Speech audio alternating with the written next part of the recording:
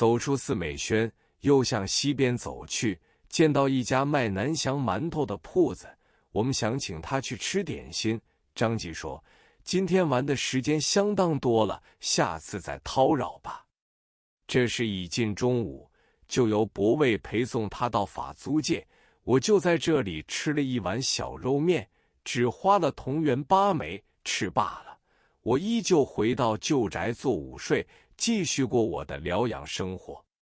我在家休养，虽很悠闲，却很无聊。上午总要出去走走，最喜欢去的地方就是我的出生地小南门薛家浜旧居，抚今追昔，觉得很有趣味。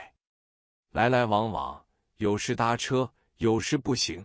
往往想找寻幼年时吃过的铺子，虽然是隔久远，但大多数店铺依然存在。在小南门外，王义亭的紫园后面也是河浜，有一个地方叫做乔家山，是家以出售雷沙园出名的铺子，门前没有什么招牌，就叫它为乔家山原子店。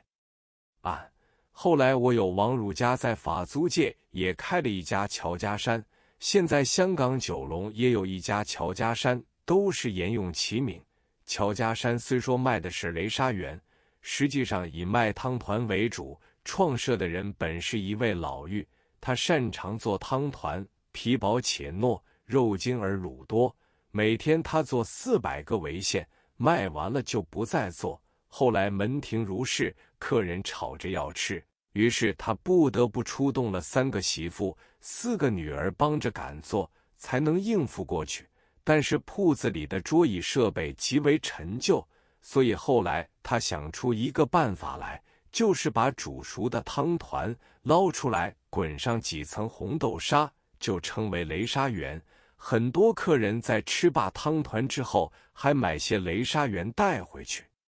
我找到了那间铺子，见到椅桌依旧，老妪已经身故，主持业务的是她的几个女儿，都已有了丈夫，因此连老妪的大孙儿也在帮忙。门前有无数小贩在等着批购雷沙园，据说一天可以卖出很多。那天我吃一碗汤团，觉得滋味如旧，只花了同元4枚。代沟桥，俗称打狗桥，有一家唐正和面店，早晨供应汤包，这种汤包皮薄叶多，入口是一包鲜汤，每克也只同元6枚。过了早晨就改供应面食，有鱼面、肉面2种，但是名目繁多，客人要在叫面时预先说明，减瘦即是要瘦肉，减肥就是要肥肉，去皮就是要除去一层肉皮，还有轻面重椒或是重面轻椒，就是要多面或是多椒，还有一种叫做减底，也就是椒头多些，面尽少无妨。还有一种叫做阳春，即是阳春白雪的阳春，来代表光面。光面只售同元3枚，若要面多些，可以加1，即同元4枚。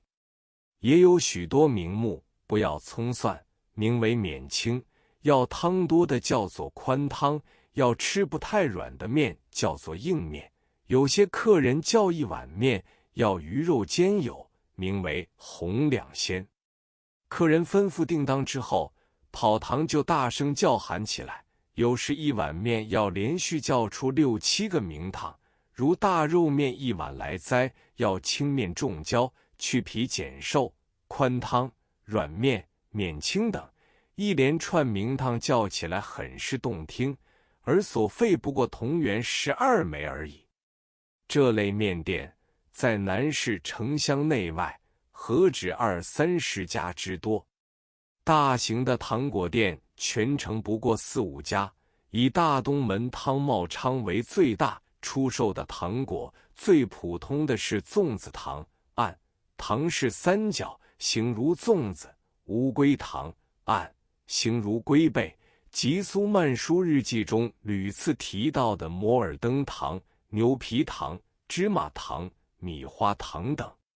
还有一种寸金糖，长约1寸，它的命名是从1寸光阴1寸金的格言而来的。糖内是糖酥，外有芝麻，吃起来既甜且香。每包同源2枚，有10多条。咖啡糖只有外国货，在城乡之内是买不到的。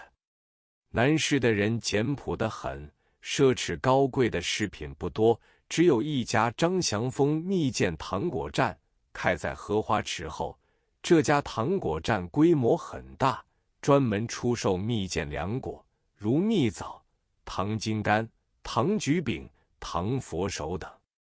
他们最出名的一种食品是花生糖，但是这种糖每天要售出几百斤。上海人互相送礼或是旅行出外，多数会买张祥丰的花生糖馈赠亲友或自奉。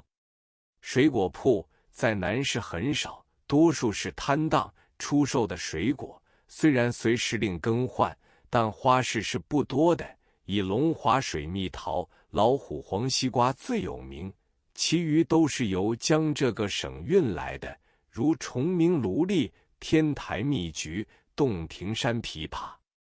福建的橘子俗名福橘，广东的橄榄只有新年前后作为贺年用的。生梨和荸荠买的时候，你如果当场吃的话，摊贩立刻几下子就替你去了皮，光滑晶莹。只有在小东门外16铺才有正式的水果批发店，全上海的水果都是由这个地区批发出去的。那时上海的居民都喜欢吃家常菜，很少上馆子，所以在南市菜馆是不多的，甚至连喜庆和寿辰也是在家中大厅间排席宴客，酒席多数是4盘6碗1汤，菜肴不外乎扣3丝、走油蹄子、炒什件、全家福等。较大规模的宴客多数是假作城内野士园、群学会等大厅举行。南市最大的菜馆是开在西门口的丹凤楼和城隍庙前面的鸿运楼，这是地道的徽菜馆，以炒鳝糊著称。其他菜馆虽有10多家，规模都不大。南市的几条大街有许多卖牛肉包的铺子，比较平民化。小杨2角可以买到1碗洋葱牛肉丝。此外，到处都有素菜馆，专卖素食锦，小杨1角半可以炒满满的一大碗。